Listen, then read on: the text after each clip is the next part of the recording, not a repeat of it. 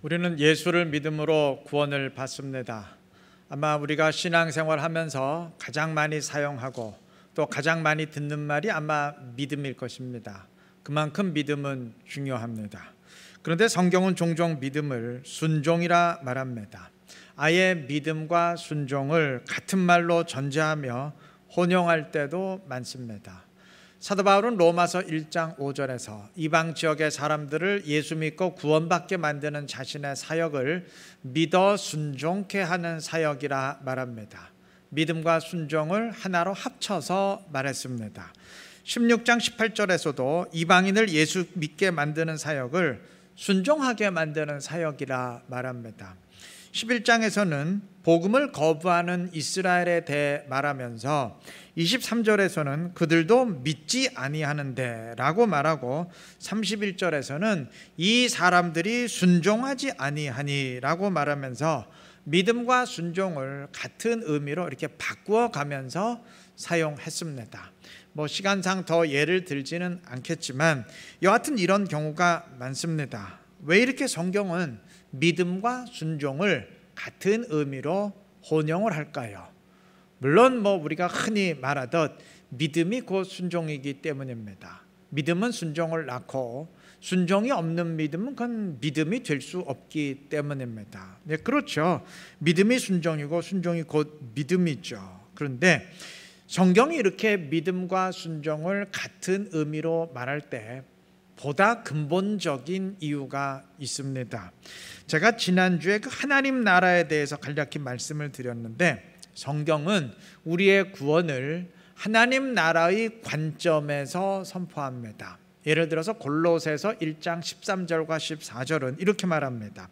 그가 우리를 흑암의 권세에서 건져내사 그의 사랑의 아들의 나라로 옮기셨으니, 즉 주님이 왕으로 통치하시는 하나님 나라로 옮겼다는 얘기죠. 그 아들 안에서 우리가 속량 곧 죄사함을 얻었도다. 나의 소속이 사단의 통치, 그러니까 흑암의 권세에서 하나님 나라로 바뀌는 것, 그게 곧 죄사함의 구원이라는 선포입니다. 하나님 나라와 나의 구원은 하나입니다. 주님이 진행하시는 하나님 나라에 의해서 나에게 구원이 주어집니다. 주님이 하나님 나라를 시작하심으로 나의 구원이 시작되고, 주님이 그 나라를 진행하심으로 나의 구원이 진행되고, 또 주님이 하나님 나라를 완성하심으로 나의 구원이 완성됩니다. 이거를 나의 입장에서 말한다면, 내가 죄인일 때는 하나님 나라 밖에 있었습니다. 하나님 나라 안에 들어오질 않았고 하나님 나라 밖에 있었어요. 여러분, 하나님 나라는 하나님의 통치라고 했죠. 자, 그러니까 내가 죄인일 때는 하나님의 통치가 아닌 사단의 통치 밑에 있었다는 말입니다. 그러다가 구원받게 되므로 하나님 통치 안으로 들어오고 성령을 힘입음으로 계속 죄의 세력을 죽이고 물리치게 됩니다. 그러다가 마지막 날 죄의 세력은, 그러니까 사단의 세력은 완전히 멸절당하고 하나님의 통치, 즉 하나님 나라가 나에게 완전히 주어지게 됩니다. 이것이 나의 구원의 완성입니다. 자, 그러면 한번 질문해 보십시다. 나를 억압하려는 죄의 세력을 성령으로 죽이는 것이 이게 어떻게 확인이 되나요? 여러분, 사단이 눈에 보입니까? 안 보이죠? 그럼 어떻게 확인하나요? 그냥 마음으로 죄의 세력은 죽었어, 이렇게 믿어버리면 되는 건가요? 그게 아니라면 무엇을 통해 확인할 수 있을까요? 딱 하나입니다. 순종을 통해서입니다. 죄의 세력은 어떻게 하든 나를 억압해서 하나님의 통치에서 벗어나서 다시 사단의 통치 밑으로 들어가게 만들려고, 어떻게든지 끌고 들어가려고 합니다. 반대로 성령은 죄의 세력을 멸절시킴으로 하나님을 순종하고 그의 통치를 이루게 합니다. 즉 우리는 순종을 통해서 내가 하나님의 통치 아래에 있고 하나님 나라 안에 있음을 확인하게 되는 것입니다. 이건 상식적으로 생각해도 그렇지 않습니까? 예를 들어서 통치가 이루어지려면 이거 순종이 있어야 되지 않습니까? 어느 나라의 왕이 명령을 내릴 때 백성들이 순종해야 그 왕의 통치가 이루어지지, 백성들이 순종을 하지 않고 명령을 무시하고 자기 멋대로 행동한다면 어떻게 그 왕의 통치가 이루어지겠어요? 이루어질 수 없는 거죠. 하나님 나라도 마찬가지입니다. 하나님 나라가 곧 하나님의 통치라면 우리가 순종할 때 하나님 나라, 하나님의 통치는 이루어질 수 있는 겁니다. 자, 성경이 믿음과 순종을 하나로 말할 때 그 밑바탕에는 바로 이러한 의미가 있습니다. 우리의 구원을 나 개인의 관점에서 말한다면 이건 믿음으로 구원받는 것이지만, 하나님 나라의 관점에서 본다면 내가 순종함으로 하나님의 통치, 즉 하나님 나라가 나에게 임하게 되는 것입니다. 그러니까 개인의 관점에선 믿음이지만 하나님 나라의 관점에선 순종입니다. 그래서 성경이 믿음과 순종을 같은 의미로 혼용하고 있는 것입니다. 이제 한번 점검해 보시기를 바랍니다. 나는 과연 순종의 사람인가? 과연 나의 믿음은 성령으로 죄의 세력을 이김으로 하나님의 통치를 이루고 있는 그 순종의 믿음인가? 아니면 입으로는 주구장창 믿는다고 하는데 실제로는 순종하지 않음으로써 하나님의 통치를 거부하고 여전히 사단의 통치 아래 있는 죽은 믿음은 아닌가? 한번 점검해 보시기를 바랍니다. 여러분, 하나님 나라는 늘 나에게 임해야 됩니다. 늘 내가 이루어 가야 됩니다. 이를 꼭 명심하시고 늘 성령으로 죄의 세력을 이기며 순종함으로써 하나님 나라를 살아갈 수 있는, 하나님의 통치 안에서 그의 통치를 계속 이루어 갈 수 있는 지혜롭고 신실한 우리 모두가 되시기를 바랍니다. 우리는 구원받은 사람들입니다. 그런데 아직 구원을 완성한 사람들은 아닙니다. 우리 지금 천국 들어간 거 아니잖아요. 아직 기다려야 되는 사람들입니다. 다시 말하면 이미 받은 구원이 있고 또 앞으로 완성해야 될 구원이 있다는 말입니다. 자, 그렇다면 구원의 확신 역시 이뤄야 됩니다. 흔히 우리가 구원의 확신을 말할 때 나는 이미 구원받았어, 이러한 의미로만 생각을 하는데, 그거는 이미 받은 구원과 앞으로 받아야 될 구원 가운데 이미 받은 구원 그 한쪽만 생각하는 것입니다. 구원의 확신은 나는 이미 구원받았다는 확신과 더불어서 나는 앞으로 구원받을 것이다 라는 그 미래의 확신이 또한 되어야 됩니다. 아울러 또 한 가지 확신이 있어야 됩니다. 나는 구원의 완성을 향해서 나아가고 있다. 또는 나는 계속 구원에 머무르고 있다. 나는 계속 지금도 하나님 나라 안에 머무르고 있다라는 현재의 확신이 있어야 됩니다. 이게 뭔 말인가 하실 수 있는데, 여러분, 성경은 좀 이 말 오해하지 말고 들으세요. 성경은 이미 구원받은 사람도 얼마든지 구원에서 탈락할 수 있음을 경고합니다. 즉 우리의 구원의 확신이란 이미 구원의 문제는 다 끝났다 그런 확신이 아니고 얼마든지 탈락할 수 있지만, 그러나 성령께서, 하나님께서 절대 그렇게 되지 않도록 우리로 하여금 끝까지 죄의 세력을 이기게 하신다라는 확신이에요. 로마서 11장 22절은 예수를 믿고 하나님의 백성이 된 이방 성도들에게 이렇게 경고합니다. 만일 하나님의 인자하심에 머물러 있으면 그 인자가 너희에게 있으리라. 그러나 그렇지 않으면 너도 찍히는 바 되리라. 탈락할 수 있다는 의미죠. 그 앞에 20절과 21절도 이렇게 말합니다. 높은 마음을 품지 말고 도리어 두려워하라. 하나님이 원가지들도 아끼지 아니하셨은즉 너도 아끼지 아니하시리라. 하나님이 이스라엘도 버리셨다면 이방인이야 얼마나 더 쉽게 버릴 수 있겠느냐. 그러니 언제든지 지켜나갈 수 있다는 거 생각하고 구원받았다고 자부하지 말고 도리어 두려워하라 라는 경고입니다. 여러분, 이런 말씀들이 성경에 많아요. 자, 그럼 이런 말씀을 들으면 좀 불안해집니다.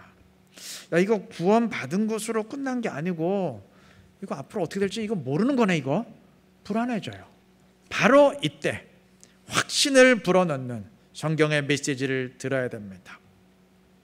탈락의 가능성이 분명히 있음에도 그리스도인들이 구원을 확신할 수 있는 이유는 그 어떤 사단의 공격도, 그 어떤 죄의 세력의 공격도 이미 하나님 나라로 소속이 바뀐 나를 다시 이전처럼 사단의 통치 밑으로 끌고 들어갈 수 없기 때문입니다. 다시 말하면 이미 하나님 나라로 소속이 바뀐 나를 이 하나님 나라에서 탈락시켜서 사단의 통치로 끌고 들어갈 수 없기 때문입니다. 그렇게 되지 않도록 성령께서 끝까지 이기게 하시기 때문입니다. 그러한 현재의 체험을 통해서 그리스도인들은 구원을 확신하며 불안에서 해방될 수 있습니다. 자, 봐라. 성령이 내 안에 거하시면서 계속적으로 죄의 세력을 멸절시키지 않느냐 하면서 현재를 확신하고, 그리고 그것을 통해서 자, 이러니 어떻게 사단이 나를 다시 사단의 통치 밑으로 끌고 들어갈 수 있겠느냐, 어떻게 사단이 나를 이 구원에서 탈락시켜서 다시 사단의 통치 밑으로 끌고 들어갈 수 있겠느냐. 나의 구원은 마지막까지 확실하다. 내가 마지막까지 하나님 나라의 구원 안에 머물 것이 확신하다. 이렇게 미래의 구원을 확신하게 되는 것입니다. 그런데 이 대한민국 교회의 구원의 확신은 이 가운데 현재와 미래의 확신은 다 빼버리고 딱 하나, 이미 구원받았다는 이 과거의 확신만 강조하면서 그것으로 이미 구원은 다 끝났다, 모든 걸 다 덮어버리려고 할 때가 많습니다. 이건 허전해도 한참 허전한 구원의 확신입니다. 이러한 기이한 확신이 유행하는 이유는 제가 생각하기엔 하나님이 나의 구원을 미리 정하셨다는 그 예정론에 대한 오해 때문이 아닌가 싶어요. 로마서 8장 29절과 30절은 하나님이 우리를 미리 아시고 미리 정하시고 또 미리 정하신 그들을 또한 부르시고 부르신 그들을 또한 의롭다 하시고 의롭다 하신 그들을 또한 영화롭게 하셨느니라 선포합니다. 흔히 황금사슬이라 불리며 기독교 예정론의 뼈대가 되는 말씀입니다. 이 말씀 위에 예정론이 세워졌어요. 예, 맞습니다. 하나님이 미리 하시고 미리 예정하시고 부르시고 의롭다 하시고 영화롭게 하셨습니다. 그런데 그렇게 선포한 뒤에 바로 이어서 성경은 반문합니다. 누가 우리를 대적하리요? 그리고 계속 이어서 반문합니다. 누가 고발하리요? 누가 정죄하리요? 누가 끊으리요? 계속 반문한 뒤에 이렇게 선포합니다. 35절, 환난이나 공고나 박해나 기근이나 적신이나 위험이나 칼이랴. 그러니까 이런 것들이 우리를 계속 대적하고 고발하고 정죄한다는 얘기죠. 누가 대적하려, 이 말은 대적할 자가 아무도 없지 않느냐 그 얘기가 아니고 대적하는 자들은 끝도 없이 많지만 그러나 이긴다는 얘기예요. 여기서 말하는 환난, 공고, 박해, 이 모든 것들이 다 사단의 세력들, 죄의 세력들입니다. 뭐 환난, 공고, 박해, 기근, 칼 자체가 사단이라는 말이 아니고 사단이 이러한 모든 것들을 이용해서 어떻게 하든지 우리를 탈락시키려고 대적한다는 말이에요. 성경은 이러한 대적들을 언급한 뒤에 최종적인 결론을 내립니다. 37절, 그러나 이 모든 일에, 그러니까 이러한 모든 것들을 이용한 사단의 대적에 우리를 사랑하시는 이로 말미암아 우리가 넉넉히 이기느니라 내가 확신하노니 그랬습니다. 여러분, 바로 이것이 성경이 우리에게 선포하는 구원의 확신입니다. 하나님이 미리 하시고 미리 정하시고 부르시고 의롭게 하시고 이렇게 구원하셨으니까 이제 모든 게 다 끝났다, 그러한 확신이 아니고 사단이 부단히 우리를 대적하고 그래서 우리도 자칫하면 구원에서 탈락할 수 있지만 그러나 우리를 사랑하시는 이로 말미암아, 즉 주님으로 말미암아 넉넉히 이긴다, 이게 우리에게 선포하시는 구원의 확신이에요. 다시 말하면 이미 다 되었다는 확신이 아니고 반드시 끝까지 이길 것이기에 마지막까지 절대로 구원에서 탈락하지 않는다 하는 구원의 확신입니다. 성경은 우리를 사랑하시는 이로 말미암아 이긴다 그랬어요.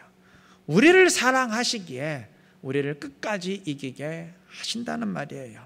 그 어떤 것도 우리를 하나님의 사랑에서 끊을 수 없다는 마지막 39절의 선포가 곧 이 말입니다. 끝까지 사랑하시기에 끝까지 탈락하지 않도록 이기게 붙들어 주신다는 의미입니다. 여러분, 이러한 확신을 지니면 주님의 성령으로 끝까지 사단의 세력을 이긴다는 의지를 불태우게 되고 영적인 긴장감 속에서 깨어있게 됩니다. 그렇지 않겠어요? 전쟁을 치르는 군사가 깨어있지 않겠습니까? 그리고 가장 중요한 건 이러한 확신을 지님으로써 진짜 성령을 힘입고 죄의 세력 이깁니다. 성경이 구원의 확신을 선포하는 이유가 바로 이 때문입니다. 신앙으로 인해서 고난과 핍박을 받던 그 시절, 정말 자칫하면 신앙이 흔들릴 수 있는 그 시절, 자칫하면 주님으로부터 등을 돌릴 수 있는 그 시절, 온갖 대적들이 다 찾아오고 핍박이 있기에 자칫하면 정말 하나님 나라에서 등을 돌릴 수 있는 그러한 위험의 시절, 고난과 대적이 있어도, 온갖 대적이 있어도 너희들 절대로 떨지들 마라. 너희 반드시 이긴다. 성령이 반드시 끝까지 이기게 하신다. 이렇게 사기를 불어넣음으로써 여지없이 승리하도록 만들기 위함입니다. 근데 어찌된 일인지 이렇게 사기를 드높이며 싸워 이기라고 선포한 구원의 확신의 말씀이 오늘 이 땅에서는 은연중에 이미 다 구원은 다 끝났으니까 됐다, 이렇게 긴장을 풀어버리게 만드는 말씀이 되어버렸어요. 은연중에 알게 모르게 그렇게 받아들이는 사람들이 많습니다. 반드시 이길 수 있다는 성경의 확신을 안 싸워도 된다는 확신으로 받아들여요. 이게 잘못돼도 한참 잘못된 것 아니겠습니까? 여러분, 성령으로서 죄의 세력을 죽이며 승리를 체험해가는 사람은 당연히 현재를 확신하고 그것을 통해서 미래를 확신하게 됩니다. 자기가 계속 체험하는 현실이니까 이건 뭐 확신하지 않을 수가 없죠. 그런데 이게 없는 사람은 본인도 긴가민가 해요. 본인도 어떻게 보면 내가 예수를 믿나 안 믿나 본인도 헷갈려요. 근데 확신을 지니지 못하면 또 신앙생활이 활력을 지닐 수가 없잖아요. 이러다 보니까 어떤 이론을 통해서 인위적으로 확신을 불어넣고 또 인위적으로 확신을 가지려고 합니다. 선생님, 예수 믿는 거 맞죠? 예, 뭐 믿긴 믿죠. 자, 그럼 성경 보세요. 믿는 자는 구원 받았다고 했습니까? 안 했습니까? 했지요. 그러니까 보세요. 구원 받은 거 맞잖아요. 왜 확신을 못 하세요? 확신을 지니세요. 뭐 이런 식이 돼 버렸어요. 그럼 이게 무슨 확신입니까 도대체 이게? 무슨 이런 식의 확신이, 성경이 언제 이런 식의 확신을 우리에게 가르쳤습니까? 로마서 8장 16절은 말합니다. 성령이 친히 우리의 영과 더불어 우리가 하나님의 자녀인 것을 증언하시나니. 주어가 성령입니다. 성령이 하신다 그랬어요. 우리가 구원받은 하나님의 자녀인 것을 증언하시는 분은 성령입니다. 다시 말하면 구원의 확신은 내 안에 거하시면서 정말 나로 하여금 죄의 세력을 이기게 하심으로 내가 지금 하나님 나라 안에 머물러 있구나, 내가 정말 하나님의 통치 안에 있구나, 이것을 확신하게 만드시는 성령으로부터 오는 것이지 무슨 이론이나 교리를 통해서 오는 것이 될 수가 없는 것입니다. 우리는 이미 죄의 지배, 사단의 통치에서 벗어나 하나님 나라로 옮겨진 사람들입니다. 성령을 힘입고 늘 죄의 세력을 이김으로써 하나님 나라를 살아가시기를 바랍니다. 그러면 확신하지 말라 그래도 확신 갖게 됩니다. 그 확신으로 마지막 구원의 완성을 향해서, 마지막 표대를 향해서 더 힘차게 부단히 달려갈 수 있는 지혜롭고 신실한 우리 이루는 교회 모든 성도님들 되시기를 바랍니다. 사도 바울은 로마서를 시작하는 1장 1절부터 자신을 복음을 위해 택정함을 입은 사람이라 말하고 그 다음 2절부터 복음을 요약합니다. 이렇게 첫 시작부터 복음을 강조하는 것은 너무나 당연한 일이죠. 왜냐하면 그 누구건 복음을 받아들임으로써 구원을 받기 때문입니다. 복음을 거부하는데 예수 믿고 구원받는 것, 이건 있을 수가 없죠. 복음을 받아들이는 것이 곧 믿고 구원받는 것이니까 복음을 처음부터 강조하는 것은 너무나도 당연한 일이죠. 교회 핵심이 복음 아닙니까? 십자가 핵심이 복음 아닙니까? 그래서 흔히 우리가 십자가 복음이라고 하지 않습니까? 자, 복음의 의미가 기쁜 소식이라는 건 다들 아실 터인데, 그럼 무슨 기쁜 소식인가요? 한마디로 말하면 하나님의 통치, 즉 하나님 나라가 온다는 기쁜 소식입니다. 복음은 신약에서 불쑥 생겨난 것이 아니고 구약에서부터 선지자들이 선포한 것입니다. 당연하죠. 하나님은 중요하면 중요한 것일수록 구약에서 이미 예고편을 주시고 신약에서 성취하시지 않습니까? 불쑥 이루시지는 않잖아요. 복음이 그만큼 중요하다면 당연히 구약에서 미리 예고하시고 신약에서 성취하시죠. 자, 구약의 선지자들이 선포했는데 대표적으로 이사야 선지자가 선포했습니다. 이사야 52장 7절, 좋은 소식을 전하며 복된 좋은 소식을 가져오며 그랬는데, 여기서 말하는 좋은 소식, 복된 소식이 꼭 신약에서 말하는 복음이에요. 그럼 무슨 복된 소식이냐? 그 다음 보시면 시온을 향하여 말하기를 네 하나님이 통치하신다 하는 자의 산을 넘는 발이 어찌 그리 아름다운가. 하나님이 통치하실 것이라는 기쁜 소식, 즉 하나님 나라가 온다는 좋은 소식이 곧 복음입니다. 이사야 40장 9절 10절도 마찬가지입니다. 아름다운 소식을 전하는 자여 너는 높은 산에 오르라.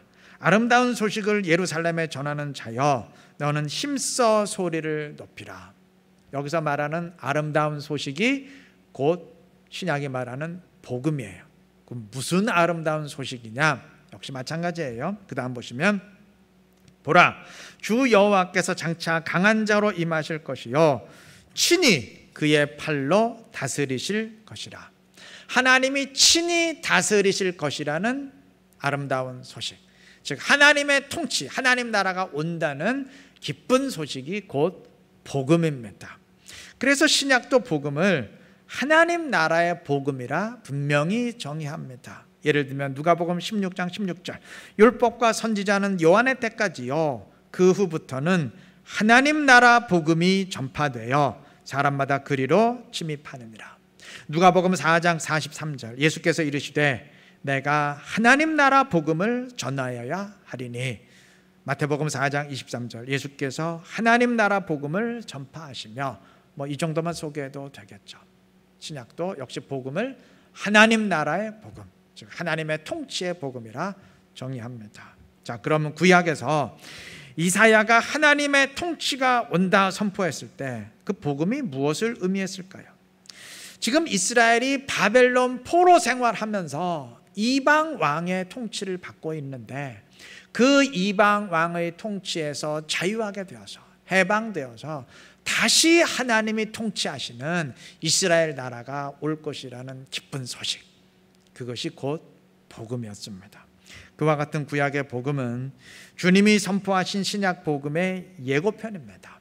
다시 말하면 이방 왕의 통치에서 벗어나서 하나님의 통치를 받게 된다는 구약의 복음은 이제 사단의 통치에서 벗어나서 하나님의 통치를 받게 된다는 신약 복음의 예고편입니다. 언제나 그러하듯이 하나님은 구약에서 먼저 물리적 차원의 예고편을 주시고 신약에서 그것을 영적으로 이루십니다. 하나님 나라도 마찬가지죠. 자, 이제 우리에게 복음이 선포되었습니다. 사단의 통치에서 벗어나 하나님의 통치, 하나님 나라 안으로 들어간다는 기쁜 소식이 선포되었습니다. 이미 우리는 그 나라 소속으로 신분이 바뀌었고 계속 주님의 성령으로 죄의 세력을 물리침으로써 내가 하나님의 통치 안에 있음을, 내가 하나님 나라 안에 있음을 확인하게 됩니다. 근데 그것을 확인시키는 것이 곧 순종입니다. 내가 하나님의 뜻대로 순종한다는 것은 곧 하나님의 뜻을 어긋나게 하려는, 하나님의 뜻을 가로막으려는 죄의 세력을 물리쳤다는 의미가 되기 때문입니다. 그러하기에 복음을 받아들이는 것은 곧 순종한다는 말입니다. 여러분 한번 생각해 보세요. 만약 복음이 그냥 그 어떤 말씀이나 이론이라면 마음으로 받아들이는 게 가능합니다. 그냥 마음으로만 받아들이는 게 가능합니다. 그냥 복음이 그냥 말씀이라면 마음으로만 받아들이는 게 가능해요. 그런데 복음이 하나님의 통치라면 여러분, 통치를 받아들인다는 것은 순종으로만 가능합니다. 순종 외에 통치를 받아들일 방법이 있나요?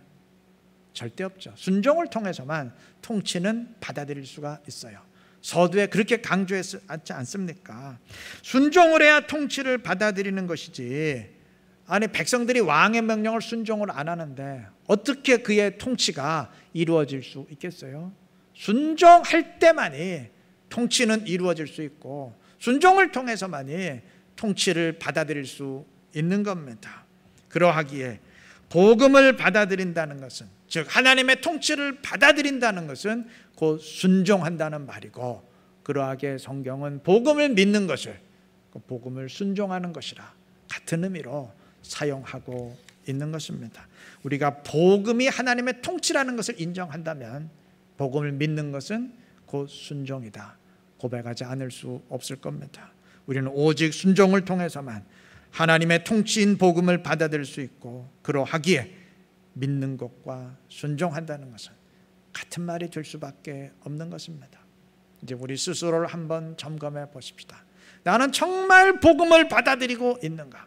다시 말하면 나는 정말 구원받는 하나님의 백성인가? 한 가지 확인하면 됩니다. 순종하고 있는가?